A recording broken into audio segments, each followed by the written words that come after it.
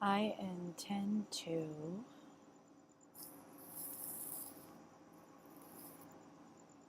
be clear, concise, powerful, and quick. What was that? Snap, snap, snap, snap. Clear, concise, powerful, and quick. I saw that in some YouTube video. I can't remember the woman's name or what she looked like, other than her skin color and general features.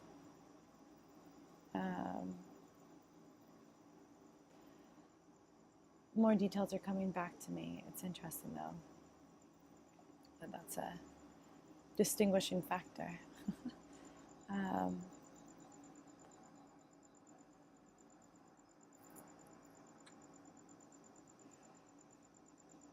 Talking about walking into a room and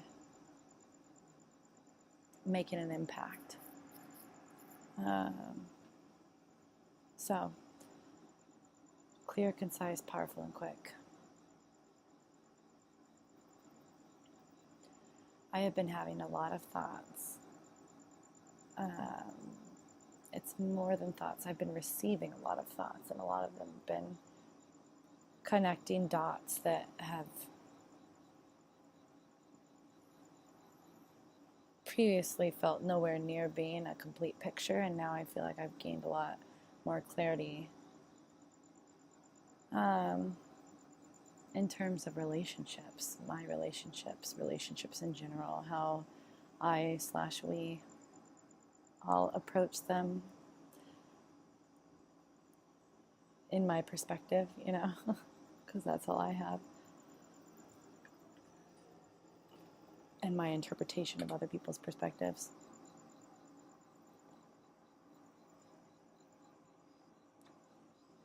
So what has just become glaringly obvious is that I'm nowhere near as good at peopling as I thought I was. I'm also probably way more amazing at it than I thought I was, but I'm realizing what all I have to learn, or I'm just realizing how much I didn't know before. And when this, I think there was this unconscious programming that when I don't know, that means I'm wrong, And so looking back at all these times I didn't know any better, every single time I think of that, my body is flooded with the same shame feeling. And that does a lot to a body. So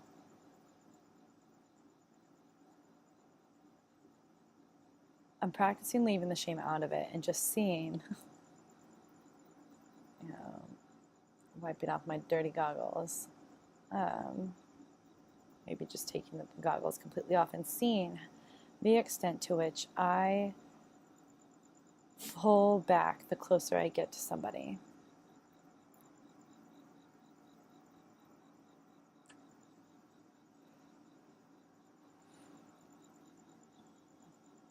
Because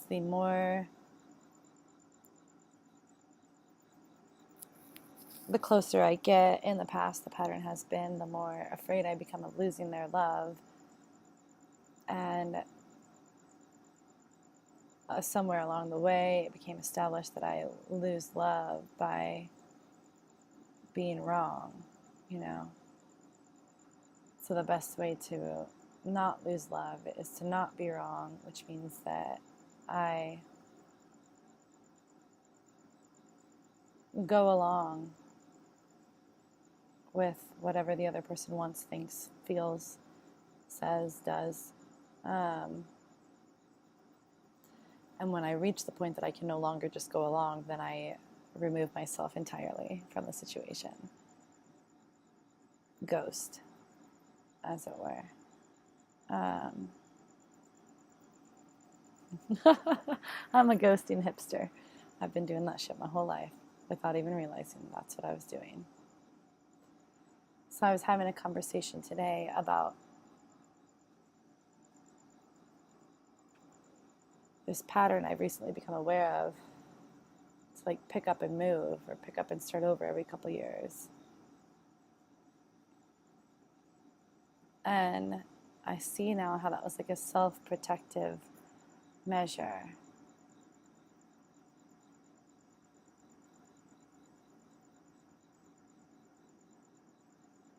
And once it started going too deep, I would move somewhere else and start all over.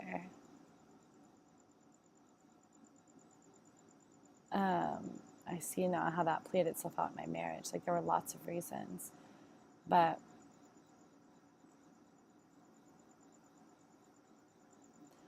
essentially I didn't trust him, and that was the reason that I thought I was leaving. But in actuality, I didn't trust myself to set and enforce boundaries with him.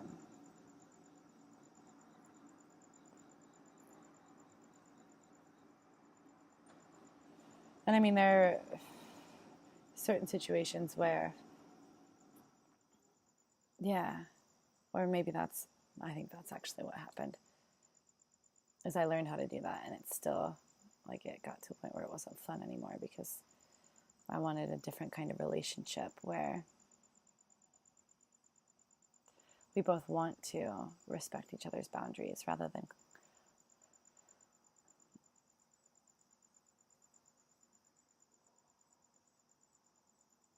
constantly be testing where they lie, seeing if they can be crossed. But maybe that's a way of seeing if we can trust the other person. So regardless,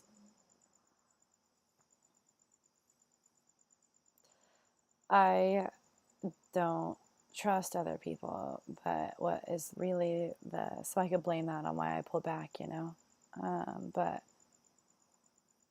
it's really that I don't trust myself to be myself with other people.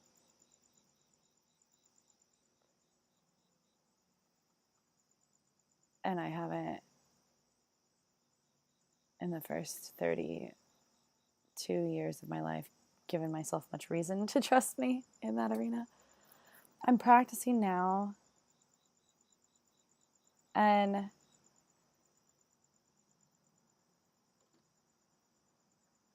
a lot of the times feel like an imposter, because I still am realizing all the time, like, oh my God, I just melted into that person. Oh my God, I just melted into that person, like became them. And so when I am reaching for and finding the higher perspective, I see how that's one of my gifts. Like, there's a reason that I am that way, because it makes it easy for me to put myself in other people's shoes, which is part of what makes me who I am, and where I get my compassion and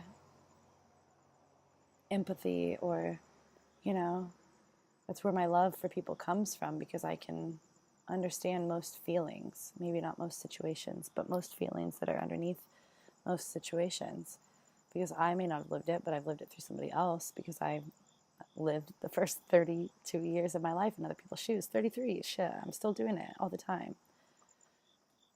But so I can understand why it feels fake, interacting with me sometimes, because I don't even know that I'm doing it. Well, I'm realizing it more and more. I'm catching myself in the middle and, like, getting disgusted with myself, and then that's who I am in that moment, is somebody who's disgusted with themselves. So I need to skip that part. Like, and just get to, oh, that's right. Back to me. How do I get back to me when I really think that, like,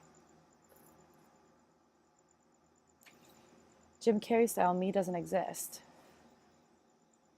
Well, then that is, or me is everything. Maybe that's the opposite end of the spectrum. Maybe I've been spending too much time at, like, I don't exist, and could benefit from more time spent at I am everything. And so I get to choose which part of me I'm calling forth right now in this moment.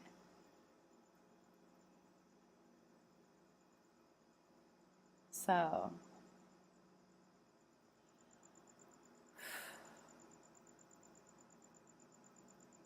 maybe it's a matter of asking the wrong question. As if there were such a thing. Maybe there's a question that could be more beneficial, more to the point in what I actually desire.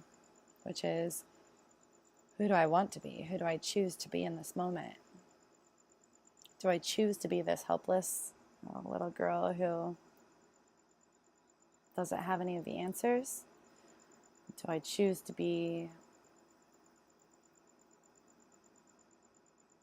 the version of me that knows without a doubt that I've lived infinite numbers of lives, and surely at some point I've encountered this situation, and so I can call forth the qualities that I embodied then in order to be that here now and do this?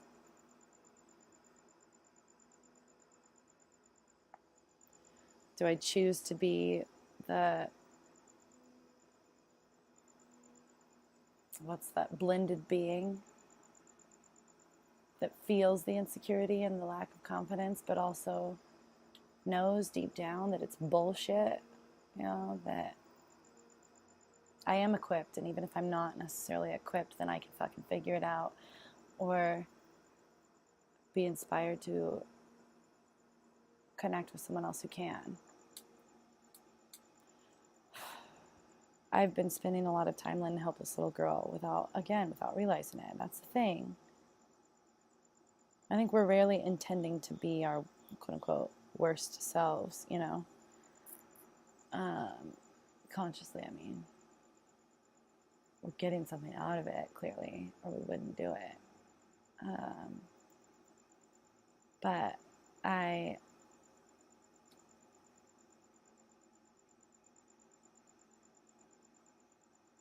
was surprised recently to see it. Just how much I've been operating from like victim mode. This is all happening to me. I have no power over my circumstances. I don't know what to do. And so, okay, that's okay. I don't have to know what to do in this moment, but I can always decide who I want to be. And then maybe the doing follows from that. Who do I want to be in this moment? I want to be the version of me that has my shit together, whatever that means, that feels good in my space, that knows that I am giving 100% every day.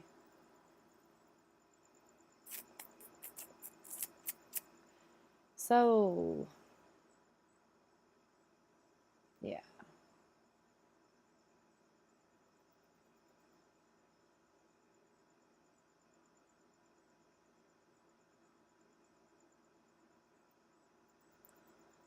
Life, man. Being human, man. It's something.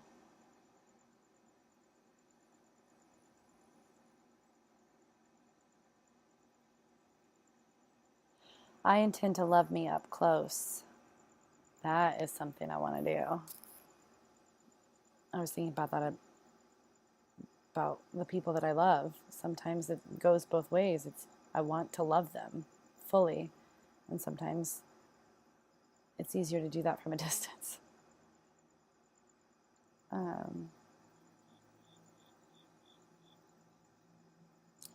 Like keeping relatives off of my Facebook.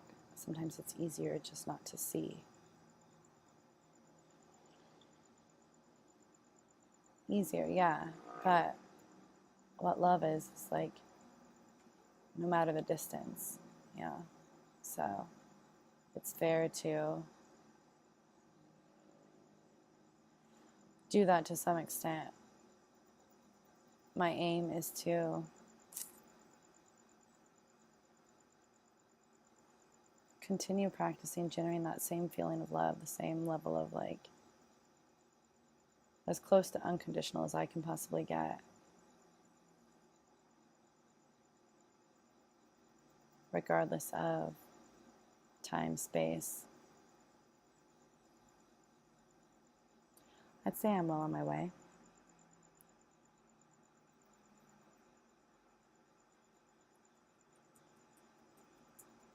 I'm probably farther along with other people than I am with me, but that's why I'm setting the intention. I intend to love myself up close. I love you. It feels. All right. I'll say what was said to me. Kyla, do you understand what a privilege it is to love you? When I was asked that by another person, in my mind, I thought, yeah. Kyla, do you understand what a privilege it is to love you?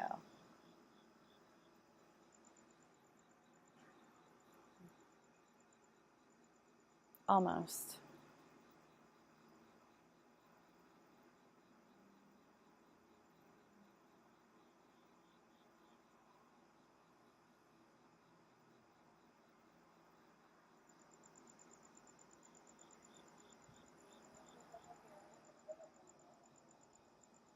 Kyla, it is a privilege to love you.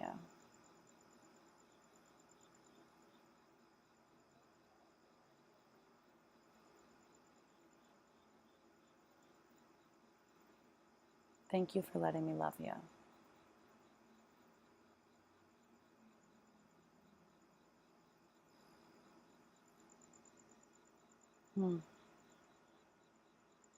Okay, so I was about to turn it off, but that just sparked a whole nother. Thank you for letting me love you. If the whole reason that we're here is to give love, doesn't that make so much more sense than saying thank you for loving me? But thank you for letting me love you. Thank you for receiving my love.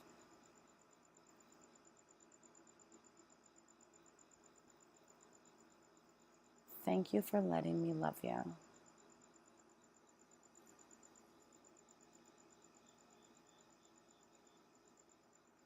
I'm going to get the ukulele.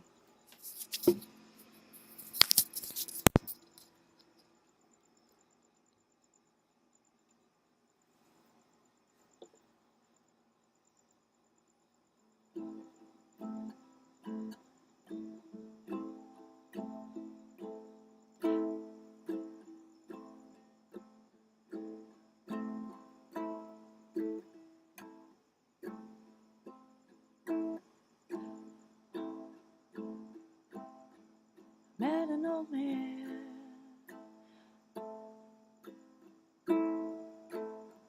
Met an old man.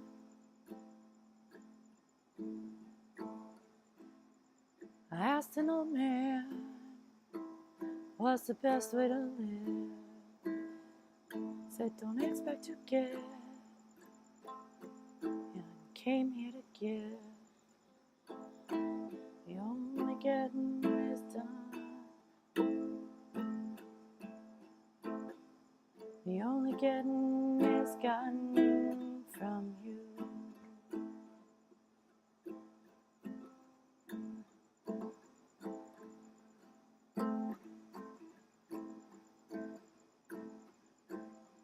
The best getting is gotten from you. I asked an old man, what's the best way to live?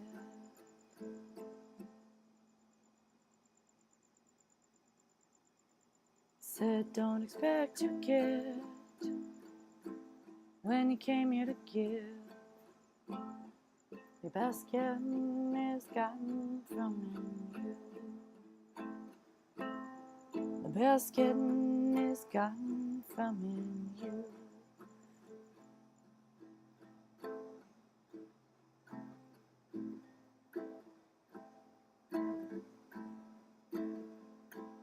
Your best getting is gotten from you.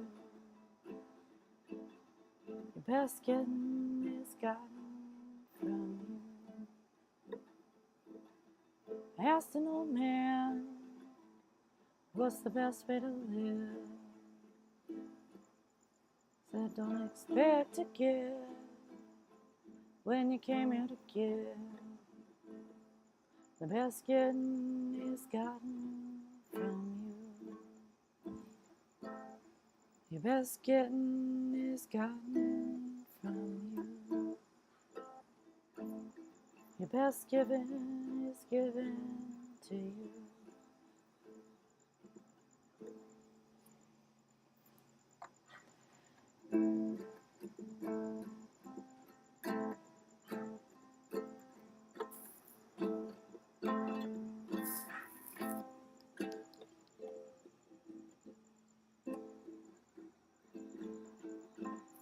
Last tell me what's the best way to live?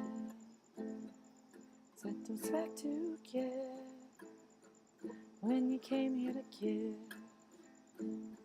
Your best getting is gotten from you. Your best getting is gotten from you. The best giving is gotten to you. The best given is given to you. So thank you for letting me love you. Thank you for letting me love you.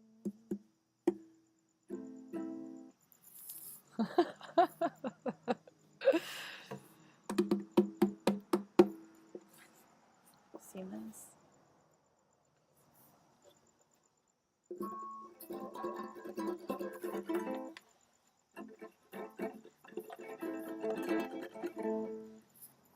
What was